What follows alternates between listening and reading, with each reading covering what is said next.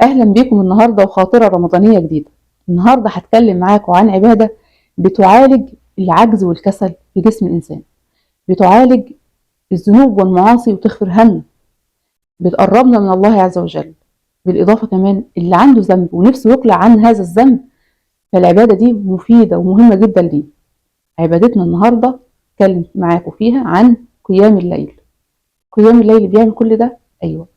دليلي هو حديث رسول الله صلى الله عليه وسلم عندما قال: قيام الليل هو دأب الصالحين قبلكم، فإن قيام الليل هو مقربة من الله عز وجل، وهو تكفيرا للذنوب والمعاصي، ومطردة للداء من الجسم، ومنهاة عن الإثم.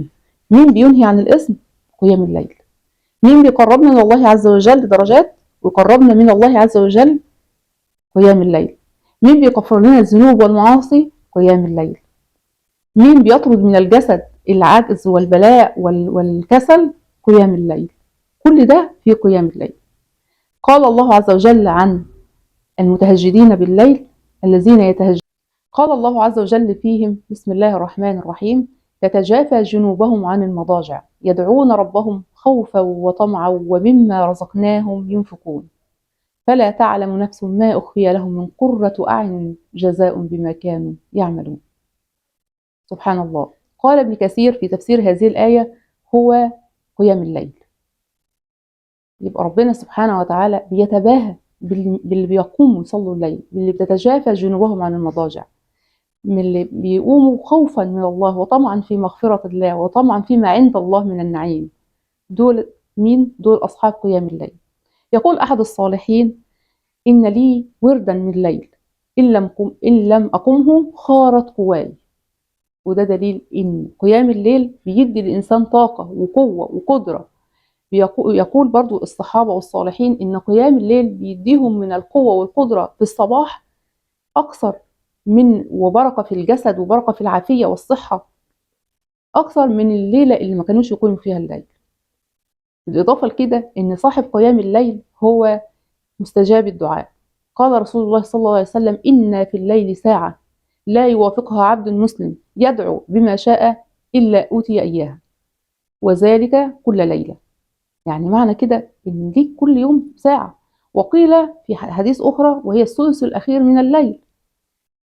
طيب قيام الليل ركعتين، تبدأه من أول ركعتين، من أول بعد صلاة العشاء حتى أذان صلاة الفجر. أنت ليك ركعتين في أي وقت فيهم. إن عرفت تزود عن الركعتين فطبعا ده يعني أجر عظيم، أجر كبير ليك، أنت اللي بتزود درجاتك. طب ليه قيام الليل مفضلة بالشكل ده؟ لأن قيام الليل من الصلوات اللي أنت اللي بتقوم تصليها لله عز وجل. أما الصلوات المفروضة هي مفروضة عليك، لكن صلاة قيام الليل أنت بتقوم وبتقول لربنا: يا رب أنا جاي لك من غير ما تكون الصلاة دي فرض عليا. يا رب أنا جاي طالب رضاك وطالب عفوك وطالب صفحك وطالب إنك تقلع عني ذنب معين بتذنبه تقوم به. يا رب أنا طالب درجات في الجنة. يا رب أنا طالب نور في وجهي ورضا منك لي يا رب العالمين. فتخيل بقى قيام الليل، كل ما تتمناه وتطلبه في قيام الليل فهو إن شاء الله إن كان خيرا لك فيستجيب الله لك. قيام الليل عبادة الصالحين قبلكم. أتمنى تكون خاطرة النهاردة أفادتكم، وإن شاء الله نتقابل في خاطرة جديدة. دمتم في رعاية الله وحفظه.